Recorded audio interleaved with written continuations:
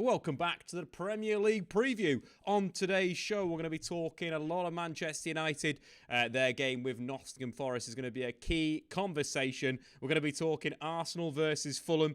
And, of course, the big one between Newcastle United and Liverpool on Sunday. So we're good. We're all good here, guys. Everyone, how are you doing in the chat? It's been a big weekend for Manchester United, and they failed to buy anybody, which has been a bit frustrating. I've been getting a little angry about it, guys. What have you made of that situation? Amrabat, £21 million to get him from Fiorentina. He's not training with the first team squad. Man United have sold Fred and sold Kovar to Bayer Leverkusen. Yet we're not buying Amrabat when Mason Mount's injured, when Luke Shaw's injured. It's starting to get a little bit frustrating. I think if you look at the amount of money the Glazers have taken out of the club over the last, 12, 15 years, that is enough to buy an Amrabat. That is enough to buy a Ryan Gravenberch. You know, you can even get him on loan and pay at the end of the summer. It's getting quite embarrassing, guys. A little bit frustrating. The Manchester United-Spurs game was another one that was poor in spells, but if United had taken their chances, they could have won the game. But let's start with our first topic of conversation today. That, of course, is Hojlund in terms of how he fits in and why he is the missing piece. A guarded viewer, Bissouma, was remarkable. Really enjoyed Tottenham versus United. It was a good game of football, to be fair. Really good game of football. The signing of Altay Bayendir will start the domino effect. I really hope so, Jack. I think it's one of those situations where United need to get stuff done. Otherwise, they're going to be in a bad spot. You look at this first team we've got on screen right now that you'd argue that is probably United's, best 11 at the moment. Luke Shaw's injured and Mason Mount is injured. Mason Mount could be out for around 6 to 8 weeks. Luke Shaw, we don't really know exactly what it is. It's starting to be a little problem. Manchester United's recruitment, it's super frustrating. The club is still not sold. We're still in the same situation. They absolutely messed about with that Mason Greenwood situation as well, which was disgusting to even get to the point it was. And I'm glad that the media came together. Big shout out to Adam Crafton. He was doing incredible work that week. But for Manchester United to be in that position is absolutely embarrassing, and I feel embarrassed to be a Manchester United fan at the moment with everything going on. But guys, we've got to talk the positive side of football, so that's what we're going to do.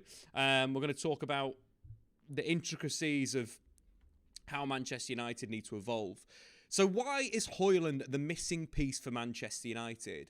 Well, I think first and foremost, he completes the starting 11. I think without Hojlund, with Garnacho playing on the left wing and Rashford playing as a striker, United don't really have that focal point. I'd say that Hojlund is arguably as important as a Casemiro signing. Without Casemiro, United didn't have a number 6. Now they've got a number 9 up front.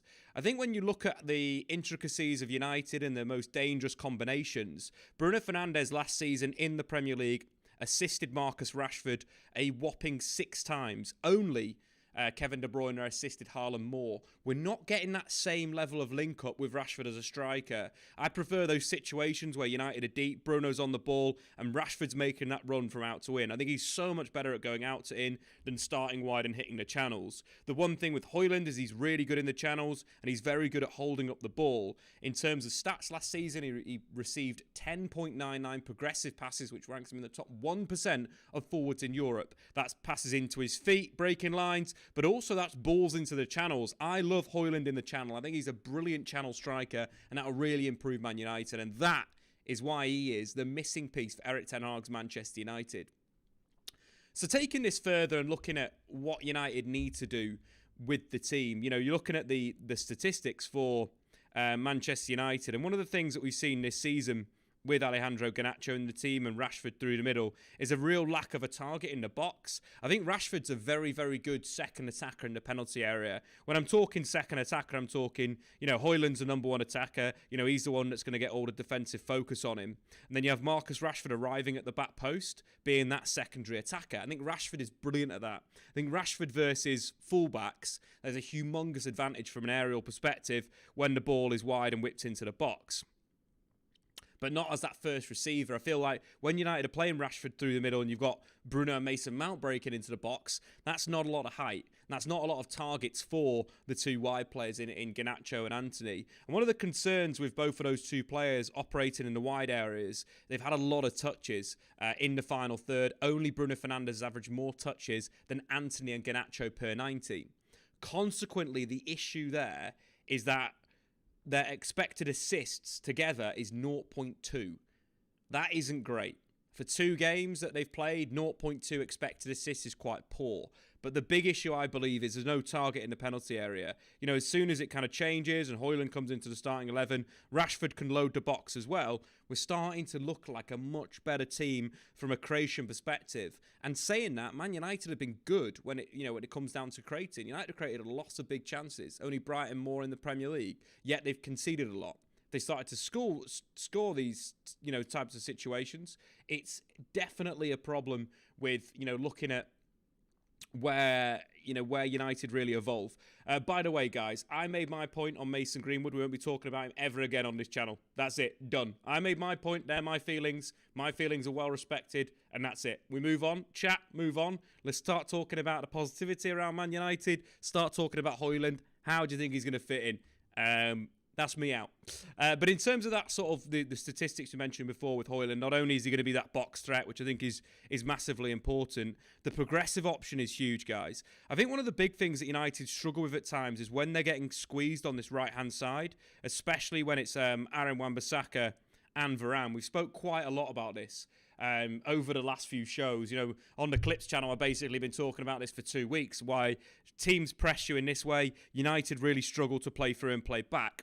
One of the big things I feel Rasmus Hojlund will bring Manchester United is that ability to hit the channels, is that ability to just knock the ball into the channel and then he'll make something out of nothing. And that is a big, big quality of him.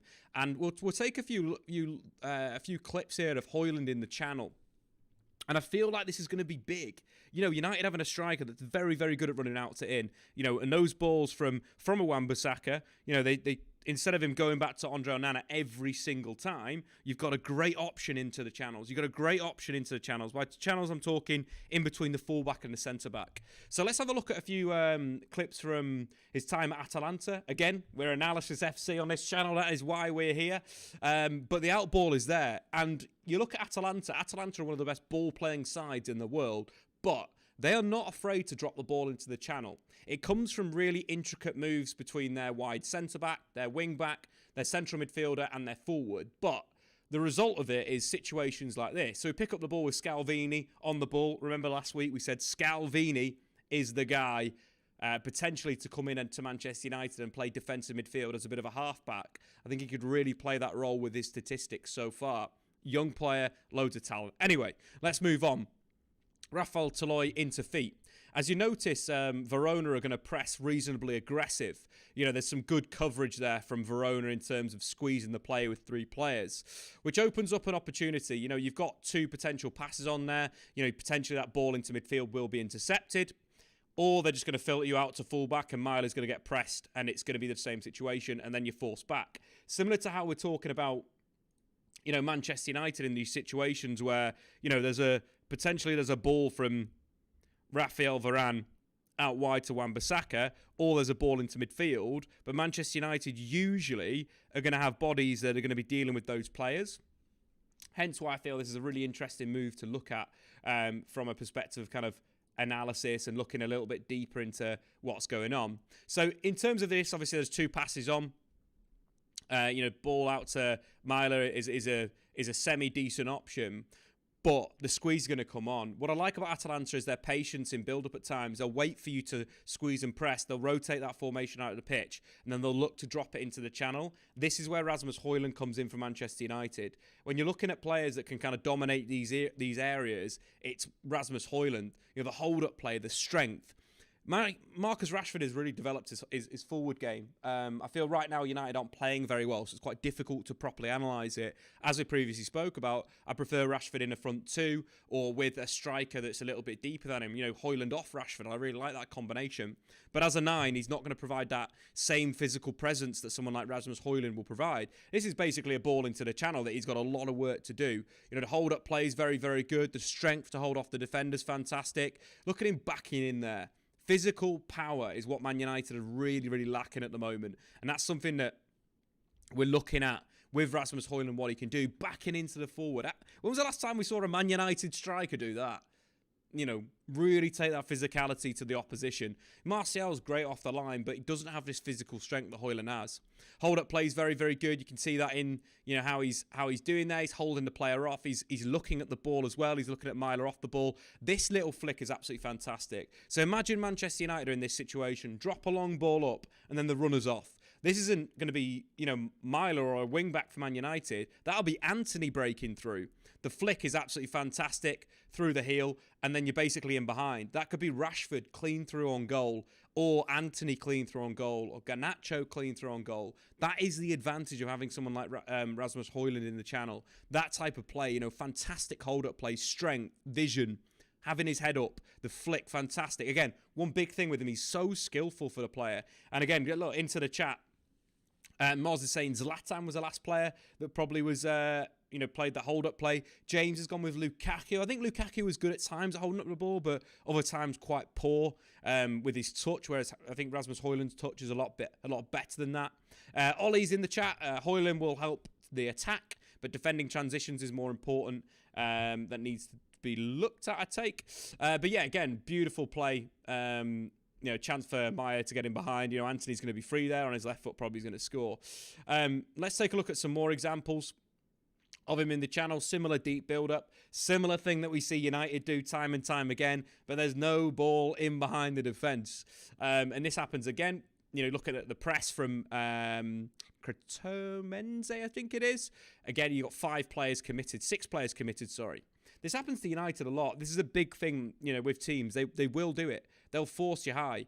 And Hojlund's always going to be in that channel. Mahad in the chat, Hojlund will also make natural runs to the right channel. We don't have enough movement on the right. I agree with that. I think the balance is good, having a left footer in that position. You know, what Mahad's kind of talking about is that natural ability to spin into that position. You know, Hojlund naturally is going to probably run more, you know, to that flank so he can cut in on that left foot versus going on that natural side. Although I do like Dave, do you think we'll ever get a penalty ever again? Hopefully, if we can, you know, start getting the ball into the channels, then yes, we can get some more penalties.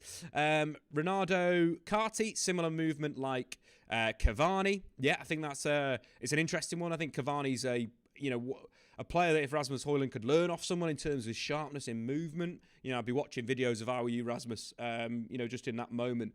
But again, another moment where high press, Man United deal with this a lot. Again, looking at a 6-on-6, which creates these De Zerbi faux counter-attacking situations where you drop that long ball into the channel. Hojlund's on the chase. This is kind of not more hold, receiving to feet. Really good, again, strength, face-up movement. Remember when I've been speaking about Hojlund in European football is that we see strikers that now have other qualities of other positions. You know, we see strikers that play like number 10s but also score in false 9s. We see forwards like Haaland that have that real pace and power about them that you'd expect from maybe a box-to-box midfielder. With Hojlund, it's kind of having a winger in these wide areas and receiving. And this is a fantastic little move.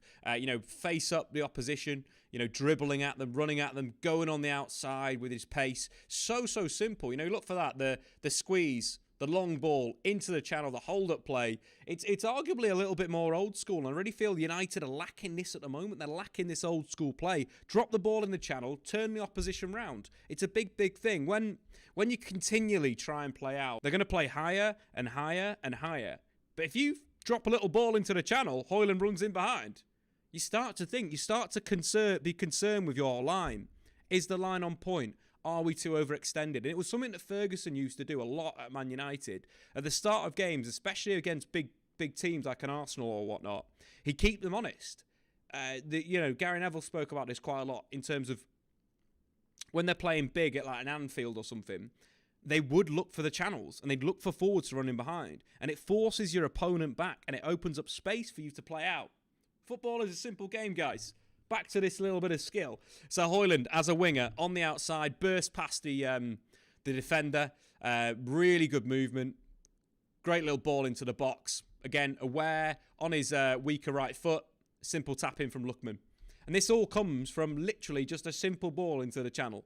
And this is what I feel like it will really, really help Manchester United. When we talk about that progressive pass stat as well, it is these balls into the channels as much as the balls into the feet.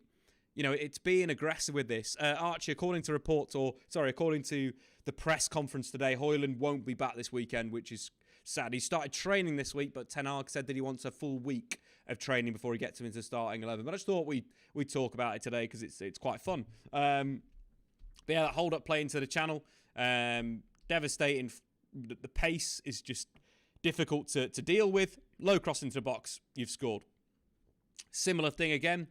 This is more when, you know, there's a little bit more offensive play. It's not directly out of the back, but just in terms of general movement from Hojlund, being carried through midfield by Luis Muriel. It's kind of that movement on the last line, that classic striker run. You know, we see Martial do this quite well when he's fit. It's that run, the sort of curve run into the channels. And it just gives so many options. You know, it's very difficult to defend against because you're usually going to hit the blind side of a defender, as we saw there. That number 15 is going to get taken out by a blindside pass into the channels.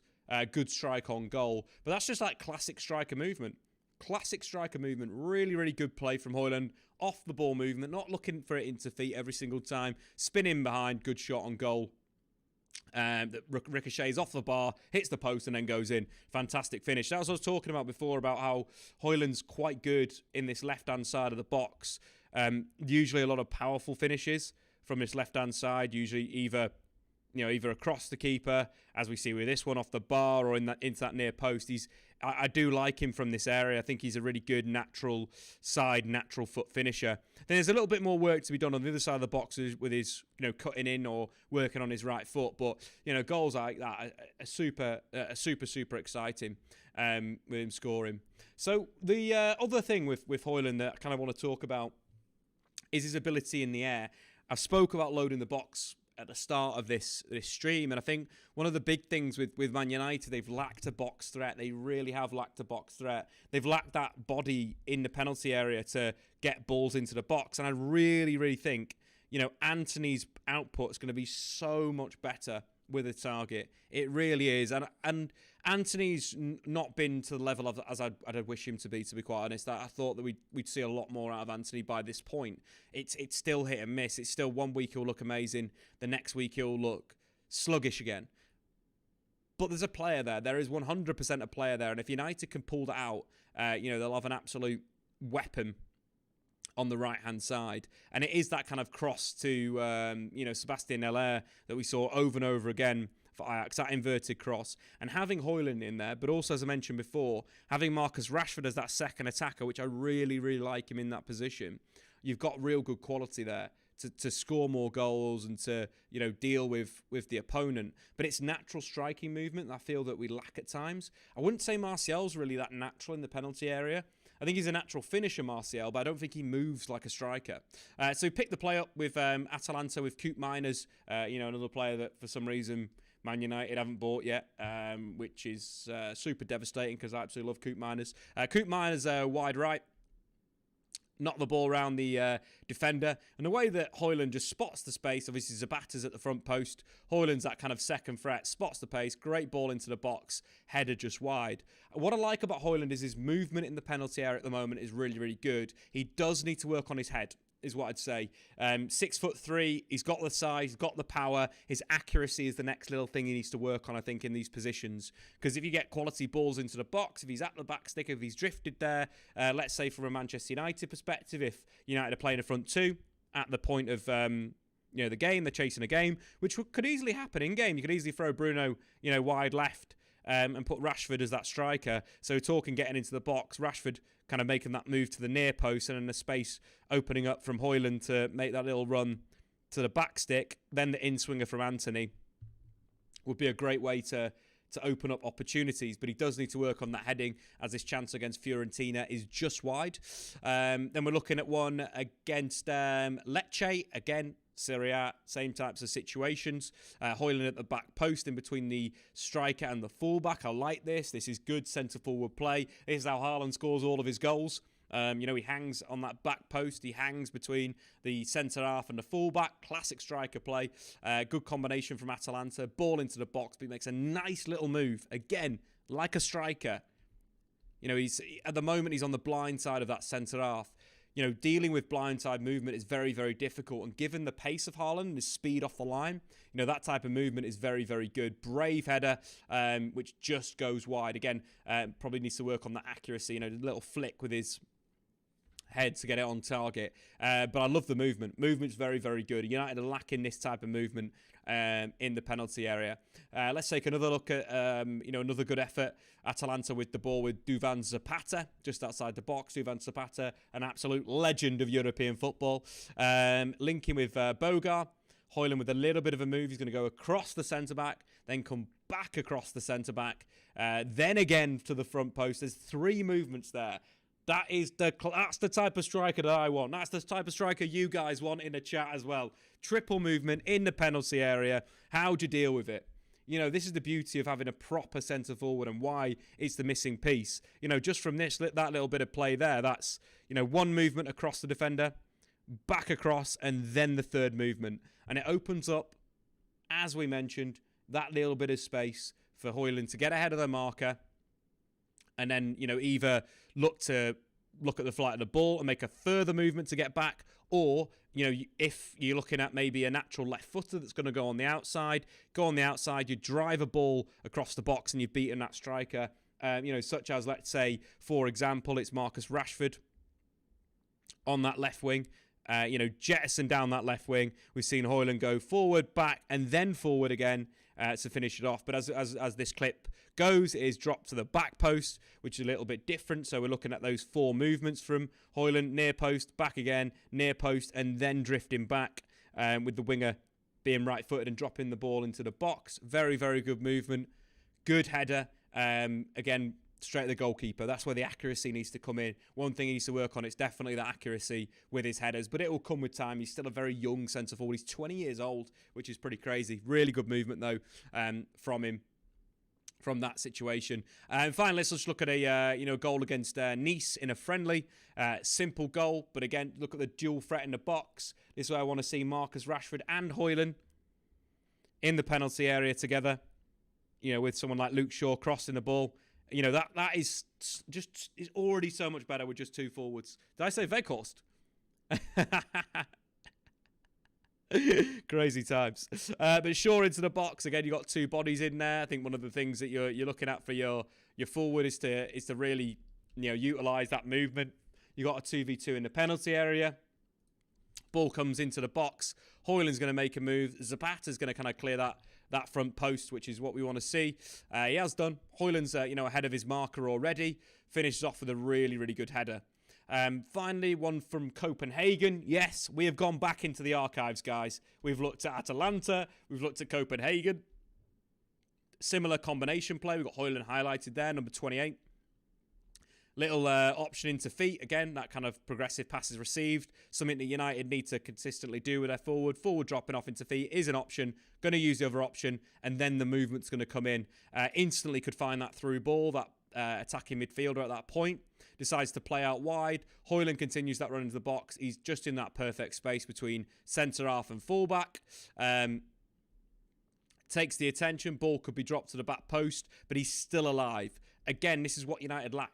A real centre-forward that will gamble, that will poach. You're looking at Manchester United in this exact situation.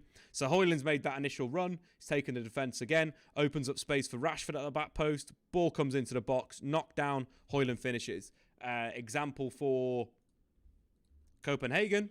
Ball into the box. Drop back. Nice little move. Nice header and finishing things off. Lovely, lovely chat. Guys, get your questions in about Hojlund as well. These are just big thoughts I've thought about recently. Loading the box for Man United. Looking at him into the channels as well as that option out. I think there's just so many different things. I think Hojlund would improve Manchester United, and United at the moment need some work. Hojlund's top speed is faster than Rashford's. They're going to be so devastating on the break. Whose potential's higher, Hojlund or Ferguson? Both are insanely talented, but I'd say Hojlund's raw pace gives him a little bit of an edge there. Ferguson, though, is an absolute technician. I'd say they're different forwards. You know, you're probably looking at more Ferguson, more of a Harry Kane, whereas Hojlund is more of a Haaland striker, you'd probably say. A little bit more skillful than Haaland in there. What has Ever Ferguson done so far? Has he done it on a cold night against Slovenia, Bratislava, I think that is? That can't be right. It could be anyone, for Copenhagen. But yeah, very interesting to see him play for Manchester United. Can't wait. Probably not going to be this week, though, guys.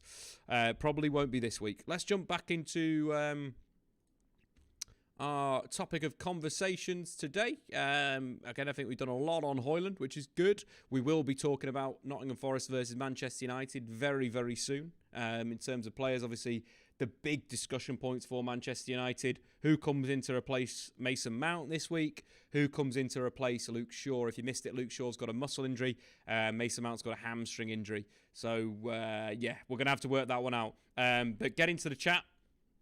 Who you think should come in to replace both of those players and what roles they should play within the team? You thinking something crazy like Lisandro Martinez as a left back? Are you thinking Diogo Dalot to be out there or Victor Lindelof? Lots of different options for Manchester United. But let's move on to some Premier League chat. Of course, next game of the weekend that we're going to be talking about is Arsenal versus Fulham. Arsenal started the Premier League season with 2 wins out of 2. Been very impressed how they've overcome certain games. You know, looking at the Forest result, they had to really hang on at the end, but played some good football in that first half. Jurrien Timber was absolutely fantastic in that game for me. Really unfortunate to tear his ACL. And then looking for the second game against Crystal Palace, had to really dig in following the red card to Tomiyasu. You know, the first one being a booking from a time-wasting situation, the second one being a foul. It was a bit of a dive from Jordan Ayew, but Arsenal got the job done. I think the first part where we start here, I think we've got to look into why Declan Rice is worth £115 million. Declan Rice, of course, brought to Arsenal from West Ham United, but has really settled in well for me. Arguably man of the match against Crystal Palace. His game by numbers fantastic. Completed 90% of his passes in the game. 68 touches, 54 passes completed. Sorry, a 90% accuracy. 4 ball recoveries, 3 long balls completed, 2 ground duels won, 1 big chance created from a single key pass. But I think with Rice, I think the beauty of his game at Arsenal, it is sitting in that defensive midfield role, but he is given freedom to move into the attack with Thomas Partey holding. I think we'll start to see a little bit more from a goal-scoring and creative position. There's that brilliant little through balls, Eddie Nketiah, a little lovely touch, a little flick with outside of his boot. I'm really enjoying Declan Rice so far. Just 24 years old as well. For £150 million, it's a lot of money, but I do believe it is well worth the value. They got to DM Arsenal for probably the next 10 years, you could say. Declan Rice's fitness has been absolutely outstanding since becoming a Premier League footballer, and I do believe he's worth the money. Get into the comments, guys. Do you think he was worth the money? Let's jump into your suggestions on the injuries. Frank is going to go with a little bit of Diogo Dalot and Eriksen. Musra's going to go with Mount for Eriksen and Fernandes for Shaw. We have got Diogo Dalot's a smarter choice. I'd like to see more of Fernandes. Not a fan of selling him. Personally, going to go with Fernandes from SWL. And a little bit more on Radu's coming to the chat. I don't see the need to get a left back now. We played Dalot there. Lisandro can get into that position. Malacia should be back after the international break, so it's just 2 games. Mahad saying Diogo Dalot to invert into midfield to support Casa. Fernandes as a backup. Guarded viewer, Fernandes for left back. Easy Ollie, thoughts on Szoboszlai? We'll have a little chat about Szoboszlai after this. Remind me, Ollie, about that, because, new player Premier League. do enjoy it. Another shout from Liam as well. Would love to have a piece on ball retention. The main culprits within the squad for attack breakdowns. Is Bruno too risky? Does Anthony keep the ball? I'm going to copy that. I'm going to bang it into the old documentation, and we will discuss that in our next little section. Because again, it's a good question. So keep getting your questions in, because we can always add them to our little script, and then we just chat about it. You know what I mean? It's simple. Just need to remember to talk about it. So I've got Liam's question in there. Any more questions, do get them in. There's a rumour about Ryan Bertrand, Aiden, sorry. Manchester United, we're not a relegation team. I don't know if they know they're at big old Trafford. Crazy guys. Absolutely crazy guys. You know, I just question their sanity sometimes. I really, really do. But yeah, Arsenal looking very, very good. I think this game for them against Fulham is all going to be about how they break Fulham down. I think Fulham have been probably one of the worst teams this season in the Premier League. Got absolutely battered by Brentford last week in Burma and Vissa, causing them all types of problems. Tim Ream getting sent off, and he'll miss the game against Arsenal. But I do think for Fulham, losing Mitrovic is so big. I can't tell you how big I think that is. I think Fulham are now a relegation worry. I really do. I don't think the quality's there. I like some players in there. I like Harry Wilson. I like Tete. I like, obviously, Paulinho is a very good player. But Mitrovic, he's such a weapon. And Fulham's entire game under Marco Silva has basically been around getting the ball into the box and utilising Mitrovic's height. That's where we've seen the best Fulham. And when you lose someone like Mitrovic, and you lose that aerial threat, that weapon, you start to really worry about what they're going to do, because it's not only the target in the box, it's just the hold-up play, it's everything. This game against Southampton, for example, Mitrovic had a whopping 7 shots, 3 out of 3 of his dribbles completed, won 3 of his 8 aerial duels, again, bringing Fulham up the pitch. Every single time you saw a Fulham wide player with the ball, either fullback or winger, they'd always look to get their heads up. Always look to get their head up. Always look to drop it into the box for Mitro to fight for. That is such a difficult, horrible thing to play against. Really, really horrible thing to play against. And I do think that is a massive, massive miss. Guys, do you think there's anything that Fulham can do to stay up? I'd really worry for them. I think they are bottom 5 in the league now without a replacement. Mahad Anthony at left back to whip in some pearlers.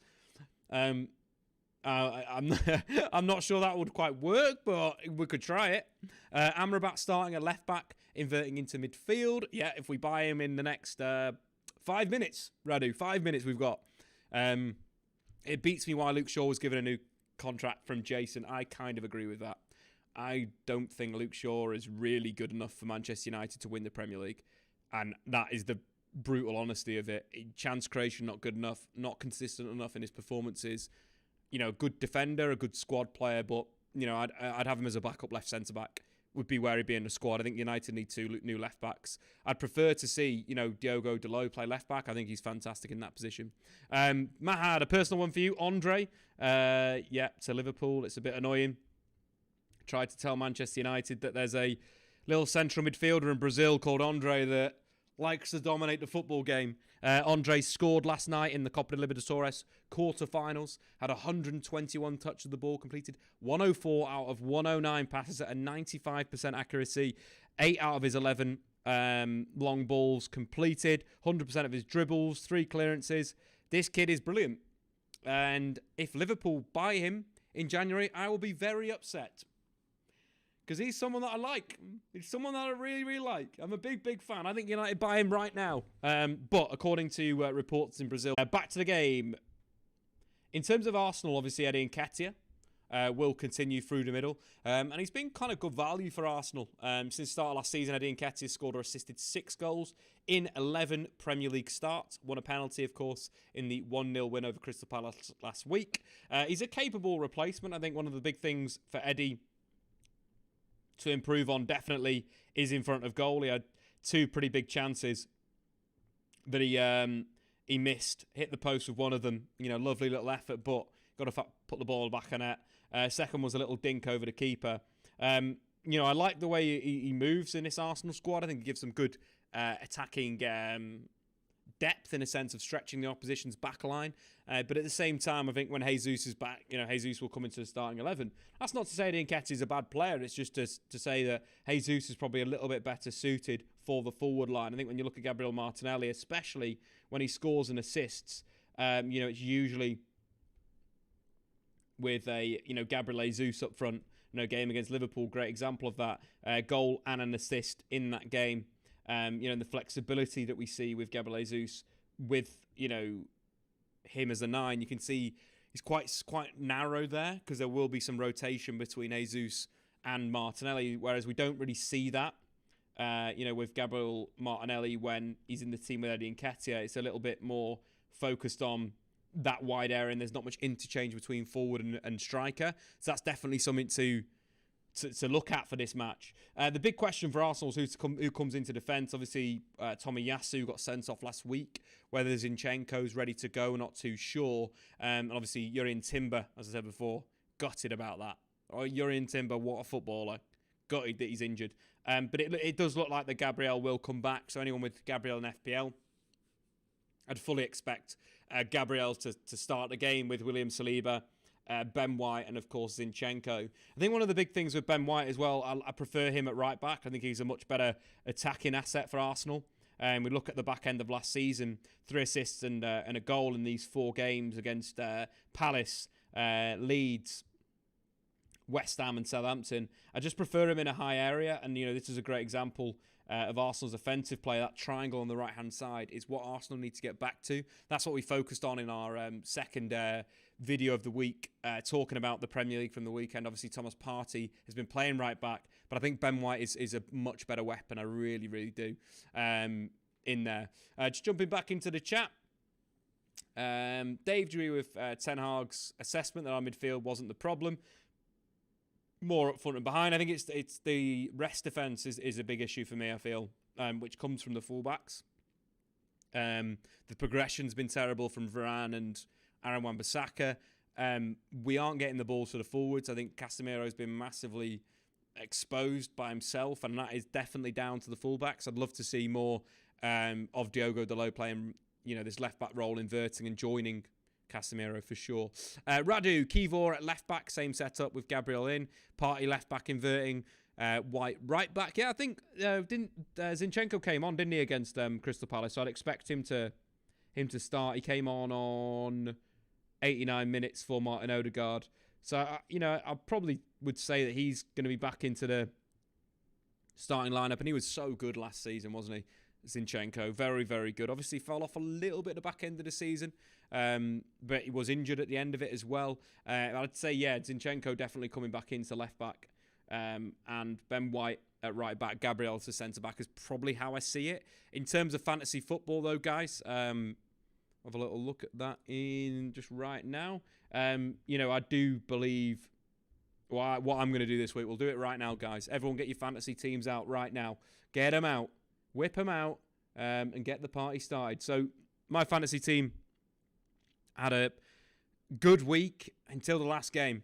I had both Saka, Martinelli and Gabriel ready to play in that last game. I was in a really good spot and I got 0 returns from 3 players. And the week before was the same thing where I had Bruno Fernandes and Rashford going into the last game. Absolute floppy behaviour. Real floppy behaviour. But in terms of my transfers this week, we're going to do them right now. We're going to go Gabriel out, and we're going to bring in William Saliba. And we're going to go Martinelli out, and we're going to bring in Phil Foden. I think they're 2 very good changes. I think with Phil Foden and his new role and position, it's a really good move in there. Ollie got 49 points as well. Got James Ward-Prowse, Matoma, Jota. Got all the points. Any other fantasy questions as well? But we're going to do this right now. We're going to confirm these transfers. Saliba and Foden in for Martinelli and Gabriel. I do think, when you're looking at the side of Phil Foden his new position, should we say. I think it really suits Foden, and I think he's a really good asset because of it. You look at where he plays, where he played against Newcastle. So from a lineup perspective, he's playing off that right-hand side. So he's defending as a right winger. So they're defending very much 4-4-2 as City do. Alvarez joining Haaland, Grealish and Foden dropping back to create a form of midfield with Rodri and Kovacic. They've got the best press in the world. They've got the best defence in the world. It's absolutely disgusting. But the interesting side is in possession. You see Kyle Walker attacks on that right-hand side, and Phil Foden narrows up. So Phil Foden plays in the inside right channel, which for me is his best position. Whether he starts from attacking midfield, central midfield, or right wing, getting Foden into this position is really, really good. So what we're actually seeing from City this season is Foden and Alvarez playing super narrow as two kind of number 10s, Grealish on one wing, and Kyle Walker providing the width on the right-hand side, which is kind of like old school Kyle Walker, which I quite like. You know, old school Kyle Walker. But yeah, Phil Foden's a great asset for fantasy, but also from a Premier League perspective, 1 assist, 7 chance created, 91% pass accuracy, 3 out of his 3 dribbles completed, 3 shots on goal. He is an asset waiting to blow up. But also, if you want to enjoy Premier League football, watch Phil Foden this season. He is absolutely flying. But yeah, in terms of fantasy football, any questions in here? And Sandy Minio is saying Odegaard, Sterling or Foden. I would probably go Foden, but dependent on if you've got Saka or not. If you've not got Saka, go Odegaard. If not, go Foden. Ollie is saying I've got Jackson and Haaland. I expect points. Radu has got Onana, Gvardiol, Rico Henry, Estepinian, Bruno, Mitoma, Saka, Mbermo with Diaz, Haaland, Visser up top. Should I start Jackson ahead of one of these mids? That's really tough, to be fair. That's really, really tough. I'd probably say no. I'd say that your choice is Visser or Jackson, Radu. I really would. It's kind of a tough one, but yeah, I'd say that versus starting one. I wouldn't drop. It's Luis Diaz and Nick Lucio. Luis Diaz, Saka, Mitoma, Bruno, and Burma. No, that's very, very nice. But yeah. Back to the Arsenal game. Any more points on the Arsenal? Obviously, Gabriel's return. He's got a good record against Fulham. From a goal-scoring perspective, has got 3 goals in 4 games against them.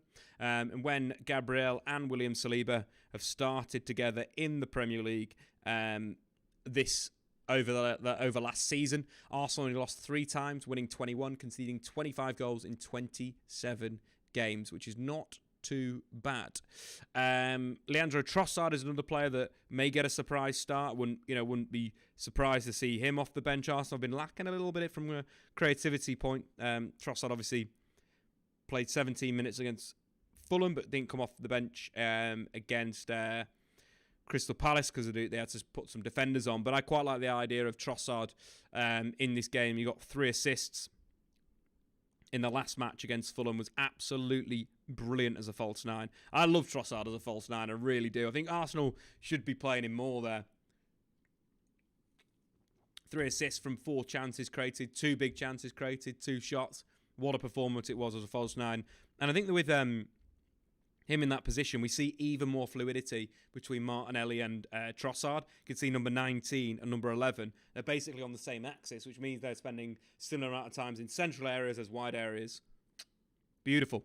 But yeah, they're the thoughts from that game. Guys, get your score predictions in for this first match that we're talking about. Arsenal up against Fulham in the Premier League.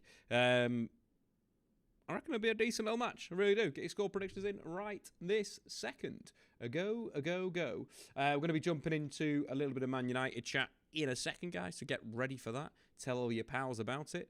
We're going to be talking Man United versus Nottingham Forest. See if there's any football news that's blown up in the last 45 minutes. See if there's any breaking news to bring you wonderful people. Mulder, Enzo worth the shout now? He's playing further forward? I wouldn't say so, Mulder. I think I do like more of a defender, like a Chilwell for Chelsea at the moment. I'm not a massive fan of Jackson, if I'm honest. I think he's good. I just don't know whether he's going to be clinical.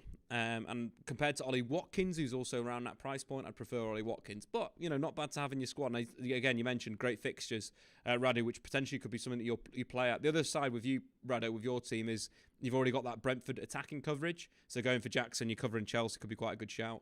Ollie's going to go 2-0 to Arsenal. Same with Mahad. Same with Radu. Kudos, here we go. Okay. That is pretty big. That is big for West Ham United. That is a really, really good buy. I didn't know when they would get that done, but that is a sensational bit of business if it's been here we go'd. Let's get the here we go merchant up. Fabrizio with the here we go. Now we're here. We're knocking around. Yeah, an hour ago. Very, very good signing for West Ham United. I think Kudos could be used in a number of different positions for them. Kudos has scored his first hat-trick for Ajax against Ludogorets in the Europa League. Started on the right wing. Got himself a nice little hattie. In terms of where he'll play for David Moyes, I think he could play a number of roles. I think he could play as a 9. I think he could play wide right. I think he's got a lot of quality in that forward line. Could play as a number 10 as well. Quite like to see him as that energetic number 10 behind a Mikel Antonio. I think the big thing with someone like Kudos is he's very much I create something out of nothing type player. He's quite a simple player in possession. Like he doesn't really look for a through ball like Kevin De Bruyne or the chance after chance, but he is a dribbler. He'll play a little 1-2, crash into the box. Really good goal scorer. So fantastic signing for West Ham United. 45 million euros as well. I don't understand why no other teams got involved. Manchester United, are you awake? Don't get it. Don't get it. But hey, that is life. Really good signings. Musra, why are United so bad at selling players? I couldn't tell you, mate. I literally couldn't tell you. I think there's been enough value for certain players that United have got this season. And, they've just not sold the players that they should have sold, which is super frustrating. The squad needs to be moved on. Ollie, Liverpool chose to buy Endo instead of him because he's a dog. And other points as well. West Ham made an entertaining signing. Impossible. Great addition to the Premier League. Talking about Liverpool and Endo, did a little bit of work on Endo this week. I am not really impressed, to be quite honest. I think it's not the greatest signing in the world. I think I watched a game against, was it Salzburg? Mainz? Might have been the Mainz game. I think it was Stuttgart game. No, it was that one, wasn't it? Stuttgart versus Mainz.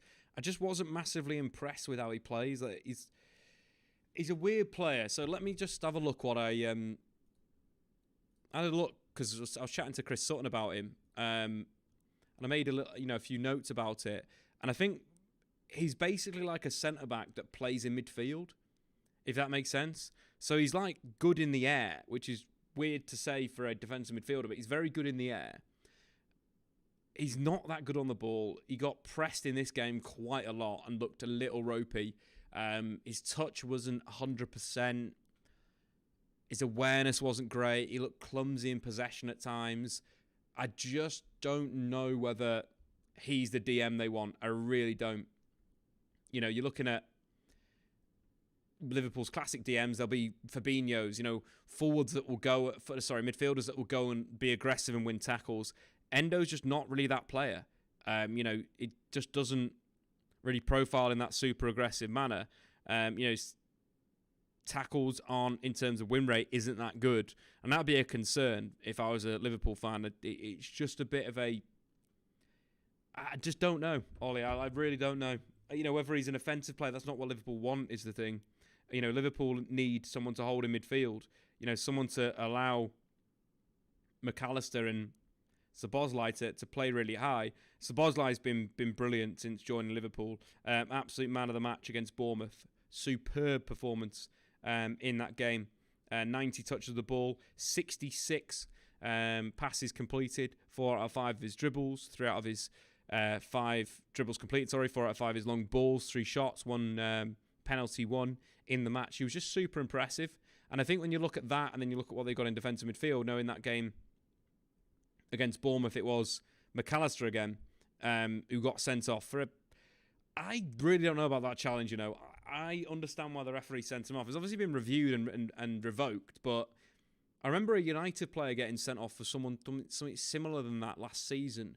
And I think I was on the other side with that, where I was like, no, never a red card. It boots up. But I kind of understand why the referee sent him off.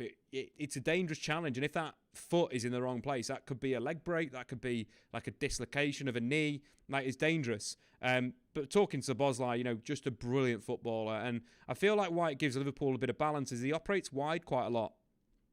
So you can see him, the number 8 in the average positions, and he's sort of in line with Salah. And Salah's been taking a slightly more narrow position at times, and Szoboszlai holds the width, and I really like that. In the Bundesliga, Szoboszlai was more of a forward. He was more of a 10, left wing, right wing, than actually a number 8. Obviously, Klopp's system, or Pep Linder's system, should we say, is these 2 3/8s now in McAllister and Szoboszlai, or, Cody Gakpo and Szoboszlai, which is pretty crazy. But Szoboszlai's definitely got the quality. Definitely got the quality to play there. It's just in the transition, would I be worried for Liverpool? Because at the moment, they do not have a decent defensive midfielder. If they sign Andre in January, I'm going to be fuming, number 1. Number 2, they've sorted out their problems. So, let's hope they don't do that. Let's hope that doesn't happen. Again, I'm just jesting. Any Liverpool fans in the chat, we are, very friendly show. Very friendly show. Hold on, I'm just trying to find something. Nope, that is the wrong one. There we go. Cool. Szoboszlai covers so much ground as well. Absolute machine. What's your opinion on how Salah's doing, Dave? Curious. I don't think he's looked very good this season. I have been a little worried. And the difference between, Salah and everyone else in the league is Salah has been so clinical for a long, long time. The crazy thing with Mohamed Salah is literally he's been at the top of the game for 5 years, you'd say. Maybe even longer. And the thing with players and peaks and so forth is you can't keep doing it. You just can't. And you take into consideration that how many, 1, 2, 3, 4, 5, 6. The last 6 seasons, he's scored over 19 goals or more in the Premier League for the last 6 seasons. That is incredible. That is absolutely ridiculous. It's so crazy to see what he's done at Liverpool. The competitions that they've won, the Champions League wins. He has been brilliant. But these players fall off at some point. Ronaldo had fallen off before he joined Manchester United, but apparently none of the United scouts had watched Ronaldo. Or they'd watched Ronaldo and said he's rubbish, and then they'd been ignored by the commercial team. We don't know. But Salah, it just doesn't seem like it's the same right now. The first 2 Premier League games haven't been great for Mohamed Salah. There's a lot of money being offered from Saudi. It would probably be quite smart for Liverpool to let Salah go right now, in my opinion. If we're playing proper director of football vibes, because he's at the peak of his value right now. He really is. And it's a difficult thing to sell players at the peak of value. When you're considering that his drop-off's going to be big next summer if he has a poor Premier League season. So, he could, blow up. Don't get me wrong. But at the moment, he looks okay. He looks okay. Again, Ollie, I agree. He looks okay and could easily go and get 20 goals this season and 15 assists. Absolutely. But he's just not been sharp yet. And it is we've had 2 games. So we can't make bold predictions on this. But if I'm Liverpool, I'm selling him and using the resource to buy another attacker. Maybe not even this summer. Maybe just allow, the Liverpool squad to react to that in a sense of you've got a lot of good attackers in there already, the likes of Diaz, Nunez, Gakpo and Jota. You throw Szoboszlai into that mix who could play high and you buy another centre midfielder maybe, you're all right. But, yeah, it's a worry. But at the same time, 6 years of just goals, goals, goals. It's already been great. He's already had he's already a Premier League legend in that sense. But yeah, interesting, very, very interesting to kind of think about where that'll be in the long term for Liverpool, because there has to be a time when they get rid. I think that it's too Saudi. It's going to be for a lot of money. It will be worth it to a point. It really will be. So it's kind of like that opportunity cost is, do you let Salah go now, or do you wait a little bit and you allow him to fizzle out? Would be the question mark. It's so tough. It's so tough to deal with that. I would just go down the line of getting rid of him now. Anyway, let's move on to Manchester United versus Nottingham Forest. 3 o'clock kickoff tomorrow. I will be at the ground. I will be having fun, living the dream. So Nottingham Forest, obviously, loads of sales, loads of purchases since the start of last season. But quite frankly, I feel like they're building a pretty decent squad. I think the recruitment in Morgan Gibbs-White and Danilo has been very, very good. I like how both of those have, played for Forest so far. I think Forest have got a good, back line, and it allows them to give them a bit of a solid base at the back. So there's real progress there, I think, from their recruitment perspective. They've been signing a lot of Brazilians, which I like recently. I think their recruitment's been a little bit more focused in Brazil. Their director of football is from there, so that's kind of how it's looked at and how it's worked with. Actually, have we got a different colour for Forest? Can we go with yellow? So Forest very much have been set up with this kind of 3-4-3 or 3-4-2-1 this season that does drop to a back five in midfield. We do see Danilo and Morgan Gibbs-White defending very, very stubbornly. So in this game, I think for Manchester United, it's very much kind of utilising certain areas of the pitch. The issues for Manchester United, of course, no Luke Shaw, no Mason Mount. So in terms of players to come in and facilitate those roles for Manchester United, it's looking very threadbare in the sense of Fernandes could come in at left back, who played for Preston North End last season.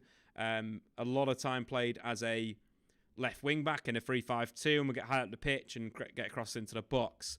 But where I think we're going to see a different setup with United's backline is, I think it will go back to Aaron Wan-Bissaka as a right back and Diogo Dalot as a left back. And I do think this is a really good option for United. I really do.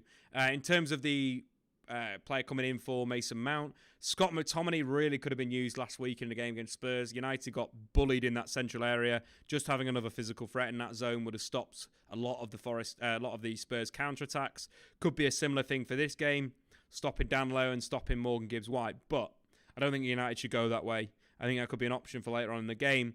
But I do think it's got to be Christian Eriksen starting in this central midfield area. I think one of the big things with Manchester United and how it all rotates around is, when Diogo Dalot plays left back, he very much moves inside, which forces the number 8 to go high. I prefer that rotation in the Premier League at the moment than what we've previously seen with United, where it's a little bit more given where the ball is, game state, which fullbacks can come inside, which ones stay wide. I think we do need it to be a little bit more fixed, and having Dalot fixed inside is definitely an area for United to get some joy. I do think as well, when you're utilising the attacking play of Manchester United and the change up at times of Bruno dropping deep and Wan-Bissaka operating inside left, which we've spoke about quite a bit, means that Bruno can get on the ball in a deep area. I think consequently you could create some options for Manchester United, just changing the forward line as well. Garnacho for Marcus Rashford, or alternatively Jadon Sancho in there. We'll talk about that a little bit later, but in terms of that triangle, utilising balls into the feet of Anthony, Wan-Bissaka on the underlap could be a great way to get at Forest, or even Rashford kind of attacking the centre-backs. The big thing that you want to do against back threes is it's just tactical theory, is you want to basically drop them back, make their entire team collapse in terms of their midfield line and their forward line with the ball wide, and then you want to look for cutbacks. There's a classic way to get out a back five system. We saw that in the Champions League final with Manchester City, with Rodri arriving late. It's just a way that you do it. So that's where United need to be utilising, a Sancho or Alejandro Garnacho get into that area, then looking for the cutback. Make the Forest backline collapse on itself, then utilise the space. Get into the final third, have your patience, work behind it, then get the entire team to collapse on their 6-yard box, and the space will open up right on the penalty spot.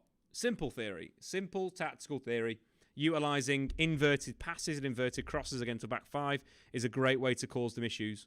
Even like balls from kind of deeper areas for, let's say, Marcus Rashford. These types of inverted crosses with a stronger inverted foot. That type of utilising that space in between the centre backs, and alternatively, looking for those switches of play is going to be big for Manchester United. This is going to be a super tough game, I think, for United, just because of how poorly they've played recently. But I do think having Marcus Rashford back to the left wing is kind of vitally important. And what I would probably see with United is maybe Martial start the game, Rashford operate on the left wing. Rashford against this Forest side, he's got previous. The goal he scored last season was so good. And that's something that United need to look at. You take that one bit of magic from Marcus Rashford in the game. And the way that he utilised his pace, but also his power to get behind the Forest backline was simply sublime. And we're looking at it from a perspective of, Manchester United and just having that natural ability to really go. It's a simple goal. United work it through midfield to Marcus Rashford. It's so simple. It's, Martinez into the feet of Casemiro. There you go. But the quality that Rashford's got with space out wide is why he needs to play on the left wing. It's so important. You see how he, takes on 1-2 Forest players, bursts past them, gets into the penalty area and fires home. It's a brilliant goal, and it's a reason why United need to play with Rashford on the left-hand side. So maybe seeing Anthony Martial through the middle, I think that's really important. I think his performances are a little inconsistent at times when he plays at a 9 versus when he's playing as a centre-forward. It's a little different. Do you agree, Eric, not choosing Sancho as a false 9? Radu, I think he was supposed to play false 9, but he doesn't know how to set an alarm clock again. Sad times. I think I'd have a pretty good alarm clock if I was earning £325,000 per week. I don't know about you guys. I'd have a few alarm clocks. I could employ somebody to be my alarm clock. But would be a good option there. I think would be fantastic. I think the other reason why this system would work well against Forest with Diogo Dalot inverting is it's a really good way to play through Forest in terms of how they press. They'll squeeze super high when, the ball's, let's say, in the left centre-back position onto the midfield line. So let's throw Wan-Bissaka deep again, Bruno high. So one of the big things that we could see with Manchester United, actually, let's drop Bruno in between the centre-backs, Wan-Bissaka high. Or actually Anthony inside Wan-Bissaka high. The pressure's going to come on from midfield as well, from Yates and from Kiarte or whoever facilitates that other role, if it's Mangala. That press is going to come, but it means that there's a real ability to play through. We take a look at the Diogo Dalot goal. I think it's a great idea of how United could get at Nottingham Forest this weekend. So again, United building up with a 3. Eriksen's dropped between the centre halves. Diogo Dalot is inverted into a fixed position. United frequently got into this shape. It was either a back 3 with Eriksen or a back 3 with one of the other fullbacks.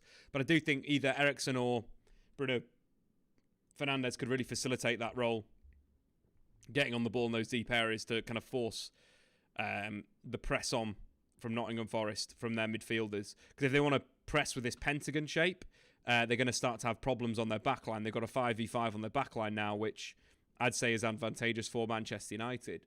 So let's roll the goal. Again, United building through.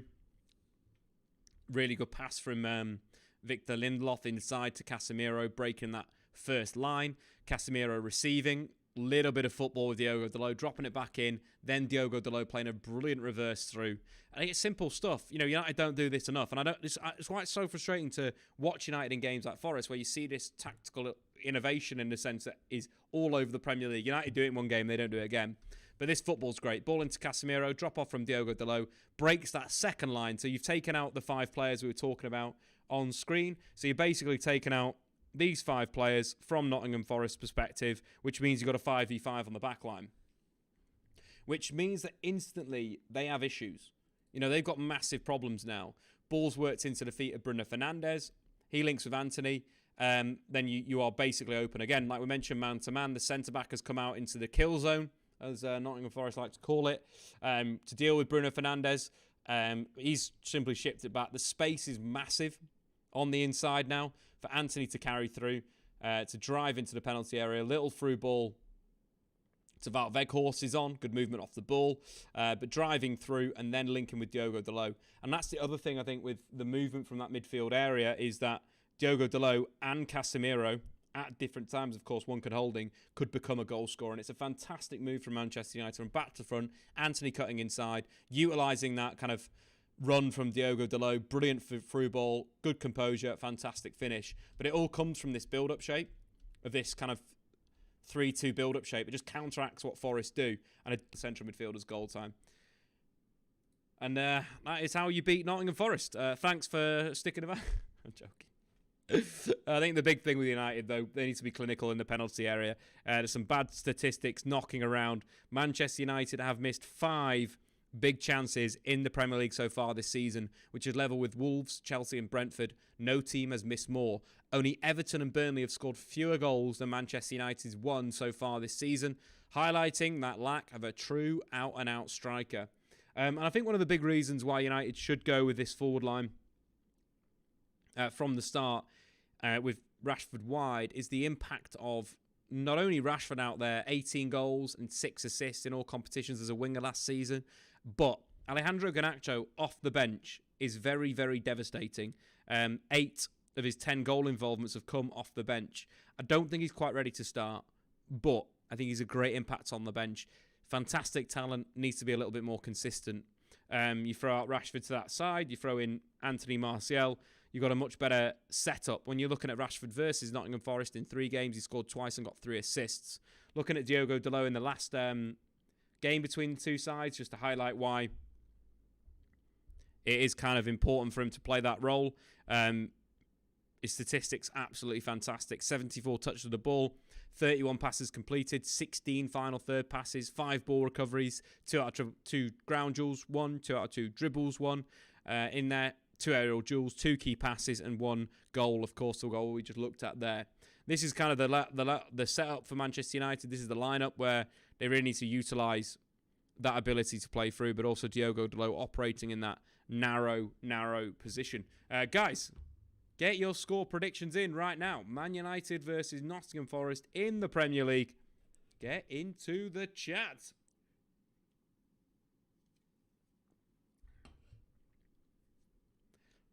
Do you like to sell him to a rival, Jadon Sancho? Yeah, I think so.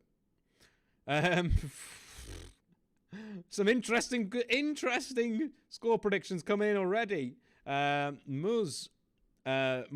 is going to go with 2-0 Forest, sadly. Mulder's going to go 2-0 hard-fought win. Ollie's going to go 1-1. Mahad's going to go 2-0. Ash going to go 4-0 Forest. Andre Onana chipped 3 times. Ash, if you missed the statistics this week, only Bernd Leno has made more saves, and only Bernd Leno has prevented more expected goals on his goal than the great Andre Onana. Yeah, take that one. Radu's going to go 1-0 United. Matt is going to go 2-1 United comeback. Tay is also going to go with a 2-1 Man United comeback. I would probably go with 4-0. Confident. Build it up. A guarded viewer is going to go 6-6-6-0. United Red Devils destruction. Onana is our midfield solution. Absolutely. Let's round things off in the Premier League this weekend. A big game on the Sunday is, of course, Liverpool's game with Newcastle United. I'm quite looking forward to this game. Should be a real good tactical battle, but also could be really open in the transition. The news we gave you before was that McAllister, obviously, he's had his red card rescinded. So I think that's good news for Liverpool, because without him, they literally have no holding midfielders yet left. So that is a concern. But I think this game's going to be super interesting in terms of how the teams react with each other, because Liverpool have gone from having a holding midfielder to McAllister, and Newcastle have gone from strength to strength since the start of last season. You're looking at the signings they've made as well. I do like a lot of their signings. I like what they're doing with their team, with their squad. But Liverpool seem to be a little bit of their kryptonite, or Eddie Howe's kryptonite. So it'll be interesting to see if there's any adaptation from Eddie Howe in terms of his pressing.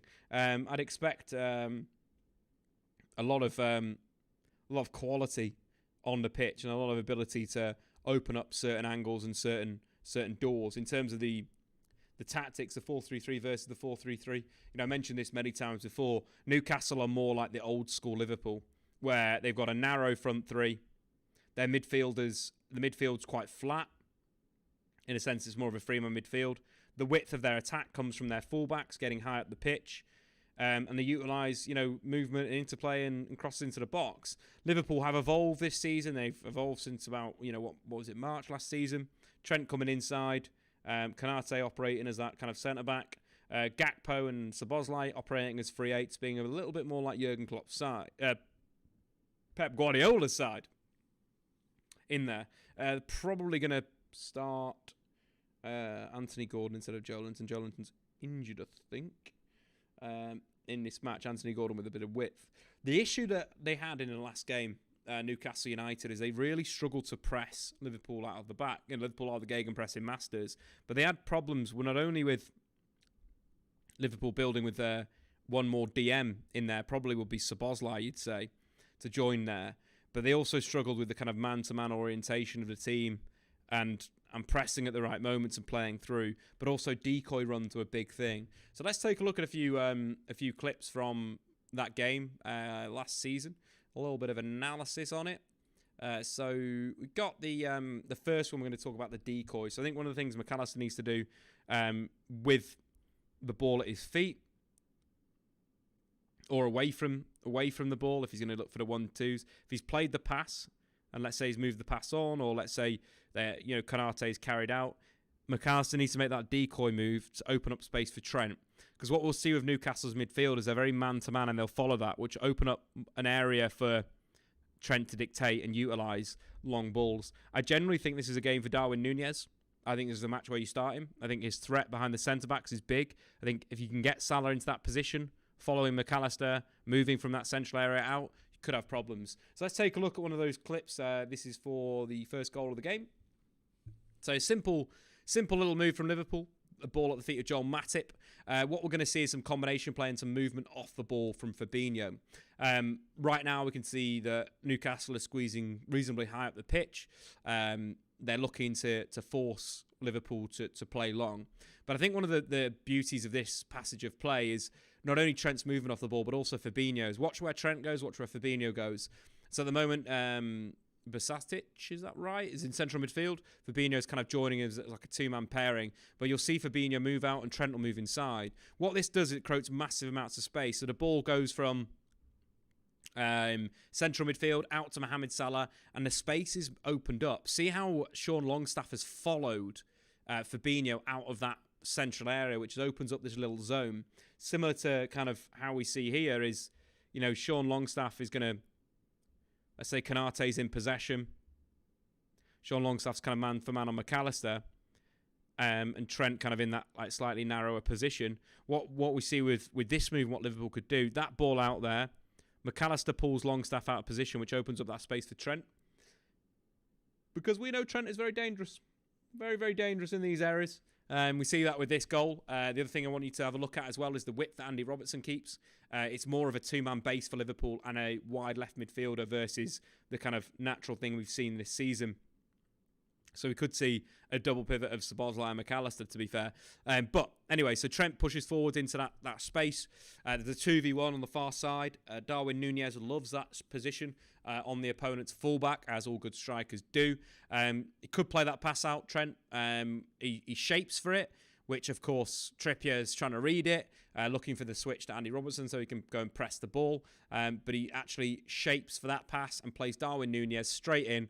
Núñez finishes on the volley. But it all comes from that decoy movement from Fabinho, which I think McAllister could do very, very well in this match. Moving forward to other kind of issues for the pressing structure and shape, it is very much man for man. We can see it man for man here. Almiron's pressuring the centre-back. You got Joe Linton, I believe, on Fabinho. Other central midfield battle with Basatic. And a simple thing against Newcastle, if you can roll these midfielders, if you can roll this type of pressure, you kind of clean through. This technically is the wrong way to roll, I'd say. You should be protecting the ball, but at the same time, it's scored a goal from it. So who am I to judge? De Zerbi would probably want to invite pressure there. But he takes the ball open side, straight through the gap, and it creates a 7v5 for Liverpool. Loads of options ahead. Ball goes out to Gakpo. Movement, which creates even more space. Again, the key principle with Liverpool in this game, decoy movement from both out the back and pulling players wide. Henderson provides it this time, opens up space for Mohamed Salah to drift into. Lovely little ball over the top to Gakpo, and Gakpo scores. That is a simplistic way of looking at it, but I all think it's about decoys. It's about opening Newcastle up and trying to deal with their man-to-man scheme. I think the big thing for Newcastle United is getting the ball to the feet of Anthony Gordon, but also into the feet of Isak. Isak's been great at vacating that central space, drawing forwards in, and then Tonelli or Almiron or Gordon getting into that striking position.